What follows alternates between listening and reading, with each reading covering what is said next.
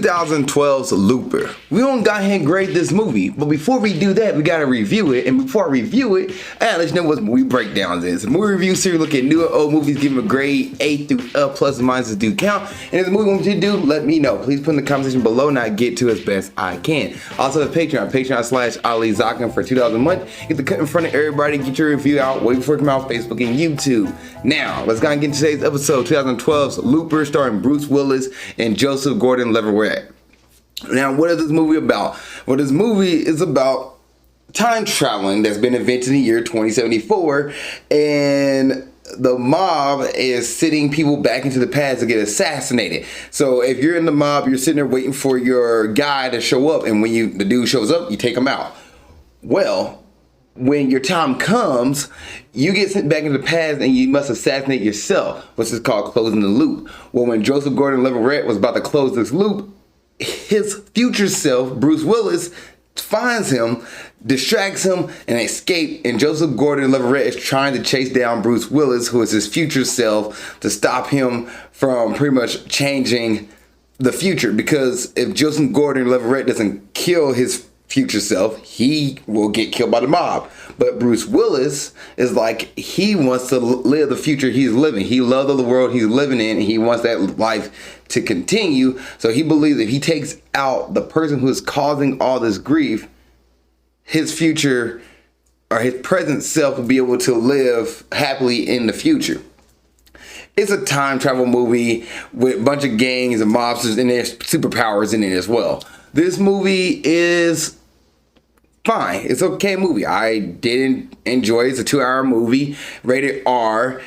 The movie does have some low spots in it, but for the most part, it was an okay movie. I thought it was fine. Like, it has a solid story that was unique with the whole time traveling aspect of it, of like, you pretty much in the present day, you get to meet your future self, but yeah, they kill your future self. If you don't, your future self will start experiencing the things that are you're experiencing now, your present self experiencing now. So, for example, if myself in the future comes back, what I'm doing now in the present, my future self will start having these memories. Because how this movie works, and it's pretty much a variant of it, how this movie works, Bruce Willis and his current timeline killed himself. When he came back, he killed himself, and he was like, okay, I'm about to die. So therefore, he decided to go live his life out, took the money that he got from closing his loop, lived his life out for his 30 years, met a woman he fell in love with, and then when his time came, when the mob came to take him back 30 years to close his loop, he found out how to avoid that loop getting closed. And when he did that, Joseph Gordon-Levitt started experiencing new memories, in which Bruce Willis was like, okay, my future's fading away, or my timeline's fading away, because my current self is doing different things that I didn't do in my timeline. It's a little convoluted there, but for the most part, it worked. It made sense. The transition of certain scenes worked, like when Joseph Gordon-Levitt fell off the building and then he got flung back into Bruce Willis' timeline, and you get to see how he lived everything. It was just funny how Joseph Gordon-Levitt became Bruce Willis. I don't think they look anything alike, but I like that concept of it.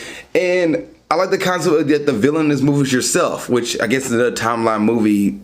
Your villain could be yourself. I like that concept where you had a guy, which Joseph Gordon-Levitt says it perfectly at the end of the movie. He was like, you have a mom trying to protect her son, and a husband who's trying to keep the life and the love of his life alive. And Joseph Gordon-Levitt just made like the decision, like, how do you stop one or the other? And the ending of the movie was like, didn't see that coming. It's an okay movie. I thought this movie was fine. It's one of the movies you watch and you'll be like, okay, I like this movie. It's pretty cool. But besides the concept of it, nothing else in the movie really stood out to me. Like, the transitions and everything was neat, but then there's spots in the movie where it just took forever. It was low and just like, okay, we move on to the next thing. We understand that he's hunting down, Bruce Willis hunting down the people who think could be the head of the mob in the future. So he's hunting down these kids to see which one he can find. And he find the kid that just happened to be the same kid that Joseph Gordon-Levitt was taking care of. So you're like, Ah, look at that. It happens again. And I don't know, it was a fine movie. It was a okay movie. The worst thing probably is probably the pacing of it, where it just felt like it dragged out certain spots because you knew the movie already explained itself. Now the plot twist of the kid having powers, you're like, huh, didn't see that coming. Neat. Okay. And then maybe I want a little more in the future with this kid, because the kid would become like a big mob boss. But if the kid has powers and he's this mob boss, then he didn't really use the powers in the future. He was just a figurehead at this point. So it was like, all right, kid has powers. Cool. Like, the Joseph Gordon-Levitt changes the way this kid grows up. Okay, the movie doesn't really explain that. It just kind of like, I let the kid live versus because Joseph Gordon-Levitt wasn't gonna live the same life that Bruce Willis was gonna live. They lived two different lives because two different timelines. So he wasn't gonna live the same life. Matter of fact, his love interest was completely different. And thanks to Bruce Willis coming back, it was set everything different. And Bruce Willis didn't attack him, let himself die, then Joseph Gordon-Levitt would have lived the life that Bruce Willis had. But because Bruce Willis came back and changed everything, he wasn't going to live the same life that Bruce Willis lived. So it's, yeah, like they just told the kid, being the kid who was getting about to get attacked by Bruce Willis, or the guy he looked up to, about to get attacked and killed by him, and then he ended up saving him from himself. Does the kid go straight and doesn't cause any harm, or did he just like, you know what, I'm going to play my timeline out because I was attacked by a guy who was trying to kill me, who was from the future, and I guess make sure everything's set straight. So, yeah. There's a few plot holes in this movie, but other than that, it was a fine movie. I thought it was cool. Thought it was good. All right, let's go and get into budget, cast, and details and whatnot. So, Looper came out 2012, as I mentioned. 2-hour movie. It's directed by Rian Johnson. It's also written by Rian Johnson. Thought he did fine. The budget for this movie was $30 million, and it grossed worldwide $176 million. The cast, you have Joseph Gordon-Levitt, who played Joe. He was fine. He did a good job. Like, Joseph Gordon-Levitt was like the straight guy. Like, he was a straight man. Nothing really about him really stood out. Like, he wasn't really that, like, charismatic. He was just like, yeah, I'm here to do a job, and let's get the job done. And he did his job right. Bruce Willis, who played old Joe. Bruce Willis, the antagonist in this movie, who was, I'm here to do a job, let's get the job done. Like, he was more like tough dude, bad guy, on a mission kind of character.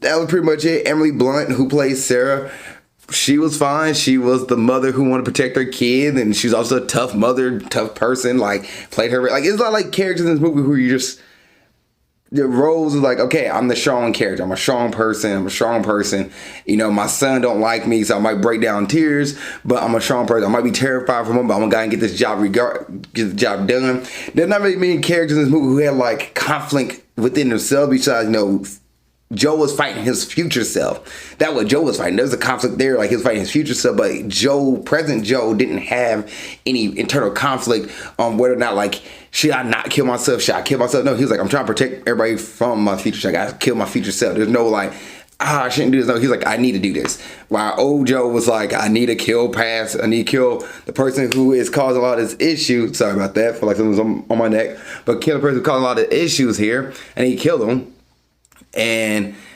get that taken care of. Like, there was no really big character like moment in this movie. It was just, here are the roles, we gotta get it done, let's knock it out. Any other thoughts? Music is okay. It doesn't really stand out in this movie. CGI, there's a lot of CGI in this movie. 2012 movie. CGI was okay. It wasn't anything that stood out. It was like, okay, this was bold. I feel like during that time, like, they tried some different stuff. But 2012, at the same time, the Avengers came out. So The Avengers still is a better looking movie than this movie, I'm sorry to say. So CGI is okay. It's nothing really stood out to me. It was fine. Grading time, or I could say it's a Friday night movie. You could watch it on a Friday night. People might be interested, people might not be interested. So yeah, watch it Friday night, popcorn action flick movie. All right, grading time. I'm going to grade Looper from 2012. I'm going to give this movie a C+, a 79%. That's what this movie gets for me. It's a Interesting concept with the storyline. It didn't really lose you as far as storyline goes. It worked. It was unique to me. As far as characters goes, like nothing about the cast really stood out to me. Nobody was like giving the best performance of their life. The music was okay. There is some drag when it comes to pacing this movie. That sometimes the movie takes you really high, then it takes you low, then high, and low. There's stuff you don't care about. Like the mob, to me, for example, I really didn't care about the mob. There's characters just there to be antagonists to Joe, but that was it. And then the kid, like the plot twist there was like, okay, cool, he has powers, but then what of it? Nothing really happens about it towards the end. It was just the concept of time travel and really worked, and I thought they did a good job with that. And the CGI worked a little bit in this movie. So I'm giving this movie a 79%, a C+. IMDb gives this movie a 7.4 out of 10. That is a C. And Rotten Tomatoes gives this movie, the critics give this movie a 93%, that is an A minus, and the audience gives the movie an 82%, that is a B minus. So that's what everybody else think of it. If you've seen Looper, what did you think? Please put in the comment section below. On that, see you guys in the next episode of Movie Breakdowns, and keep being awesome. Thank you for watching this episode of Nerdy Dating. I really appreciate it. If there's another episode you want to watch, you can look at it right there. If you want to subscribe to the page and watch more content, it's down here. Also, you have a question about dating, you want to put it in the comment section, go ahead and do it. Or you can send me your dating question to my email of alizakkanerdydating@gmail.com. That's alizakkanerdydating@gmail.com. And I will answer your question on the next episode of Nerdy Dating. Thank you so much for watching this show. I appreciate you, and keep being awesome.